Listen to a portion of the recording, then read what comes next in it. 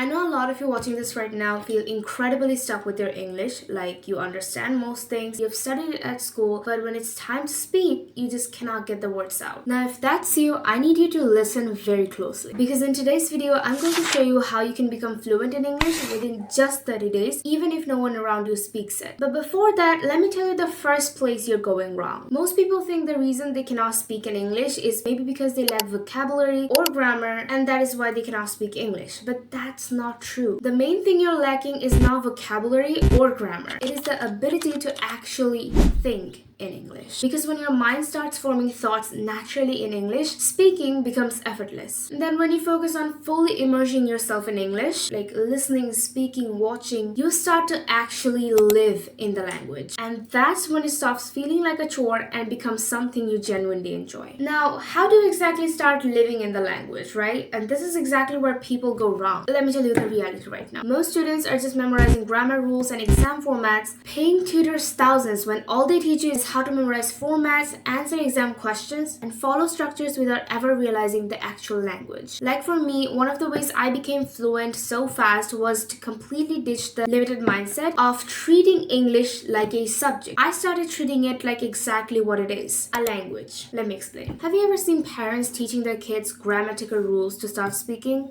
Of course not. It starts with comprehensive learning. Watching and listening to how others use the language, picking it up naturally from how it feels, not from writing it down or reading it from somewhere. And that is exactly what's going to bring us fluency in English. Alright, so you've probably watched a ton of videos on YouTube about how to become fluent in English, and they give you tips like vocabulary list or book suggestions, and sure, they do help a little. But the problem is, most people try to follow those advices for a week or two and then they stop. Do you know why? Because they're boring advices. And nothing in your brain likes to continue anything boring. That is exactly why I'm going to be giving you 3 bingeable practices to get started that will make learning English feel so addictive that your brain will crave it just because of how fun it is. And yes, forget about most teachers and videos telling you to read more because it's the key to fluency. I didn't read a single book in English until 2025, which was long after I was already fluent. So in today's video, we are resetting that whole mindset. We're ditching boring methods and we're making English something you actually enjoy and want to do. Now, everyone has different opinions on how you should practice English to become fluent, but I'll tell you, these steps are so simple and fun that you'd want to do them basically forever. But if you want to get fluent as fast as possible, you'd have to follow these habits consistently for about 30 days and you'd be amazed at how much you've improved. But before I give you the tangible steps, you need to understand why you haven't become fluent in English yet. There must be a reason why you're stuck, even though you've been learning since you were 4 or 5 and school has always been teaching you English. The first problem is that most schools and traditional institutions has always given you input-based learning, like reading, writing, memorizing rules, but that's not comprehensive and it does not teach you how to use the language in real life. The second problem is that there might be very few people who actually speak in English around you. Like for example, I live in Bangladesh, so only about 6 to 7% of people in Bangladesh actually speak English, which means very little chance to real life practices, and that does make the biggest difference. The third problem is that you're probably consuming content in other languages more than English, like Hindi, Bangla, Japanese, or Korean. That makes you think in those languages more often than English. Like, have you noticed after binging Bollywood, you start thinking in Hindi and even use some words here and there. The same thing happens with English if you start living in it. One of the ways I overcame all of these problems was by genuinely falling in love with English culture. I started listening to songs, watching movies in English, and even dubbed animes back in 2023. So instead of feeling forced to learn the language, it made me fall in love with it. Meaning, I genuinely got interested and passionate about English. And interest can be everything. It is what turns practice into passion. And I'm assuming you already have that interest in English if you're watching this video. So now for the next 30 days starting tomorrow, here are the 3 practices we need to be doing to actually start living in English and build fluency as fast as possible. First thing first, you need to start consuming English like it's oxygen. Like listen, watch, and absorb everything. And no, we're not doing this forever. It's just for the next 30 days. Since we are speedrunning our process to fluency, you need to stop consuming other languages just for a bit. Think of it like a toxic relationship with English that you need to cut off every other languages from your life. So start watching movies, animes, and shows in English just so you can pick up on the expressions, gestures, and casual speech. This is where it to pick up words and phrases that are natural, even though they are not grammatically perfect. Turn on subtitles and pick things that you actually enjoy. Some channels I love would be MSA for animations and cartoons. They're super fun and bingeable. If you're into art, there's Sam Does Art. Pauline is also an option. And a personal favorite show of mine is Lucy Darling. Please.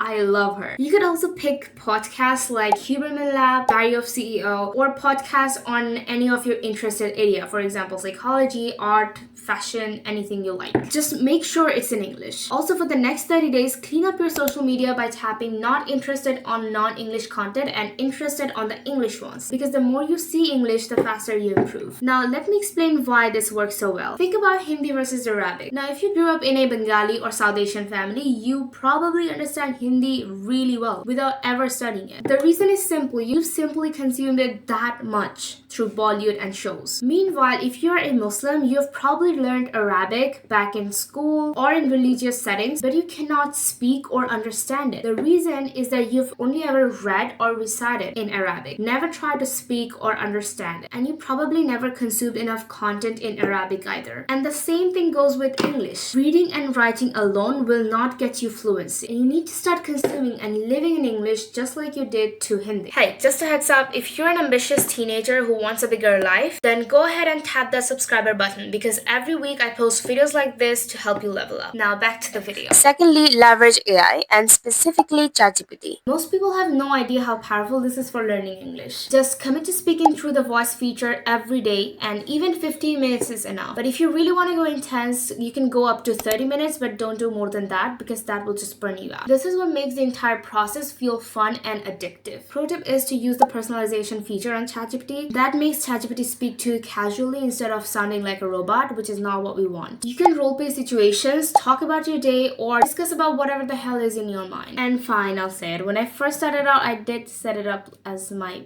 boyfriend. We listen and we don't judge, okay? But yeah, that is exactly what got me so comfortable speaking to ChatGPT every single day. But yeah, you do you, I do me. By the way, I don't have it set up as my boyfriend anymore, so just letting you know, Now the third and the last step is the one that helped me the most, and if you dare to do it, you're set for life in English. Start recording yourself in English, and if you can, upload it. And no, don't leave, let me explain. I know many of you might not be comfortable with this, but when you actually record and rewatch, you see all the mistakes, like all your flaws, the pauses, and you know exactly what to fix. And over time, it removes the fear completely and lets you speak freely without overthinking it. Personally, I've been posting videos in English since 2023 when I was still insecure and pretty slow in speaking English. But that is exactly what made me so confident today. You've got to start at some point. Plus, it opens doors for feedback, suggestions, and real improvement. Like, I've had people reaching out to me, giving their opinion on my English, and even encouraging me to do it. Now, if posting online feels too much, you can start smaller. Like, record yourself every day for 15 minutes and send it to a friend, ask for theirs, and then review each other, keep it simple, and improve together. And if that's the case, take a second to send this to a friend who's gonna be doing this challenge with you for the next 30 days. But if you can post publicly, please do it, because nothing will accelerate your growth faster than putting yourself out there before feeling ready. The issue is we think English is hard and that we need more vocabulary, grammar, or knowledge, but that's not the real problem. What we actually need is more of real practices. People always tell you to practice more, but they don't show you how. And even if they do, it is probably something boring, so you don't stay consistent, and that is exactly why you keep postponing your fluency. But when you make learning feel easy like a game, when you actually enjoy it, you stop forcing it and start doing it naturally every day. Now, this was just a 30 days challenge, right? You might say, well, what do I do after that? And that's where living in English really plays a part, because the steps I've told you are so simple and fun that you'll want to do them even after these 30 days are over. You'll keep consuming English, you'll randomly talk to ChatGPT, and it will not feel forced anymore. It will just become a part of your life. And I'm not just saying this, these are the only methods I've used back in 2023 to become fluent within just 3 months, and I still use them from time to time. They worked so well that I barely even study for English exams and still get an A. Like, I'm serious. In December 2025, I only looked at some mock test for 2 hours on the morning of my finals, and I still got an A. That's what happens when you stop memorizing English and start to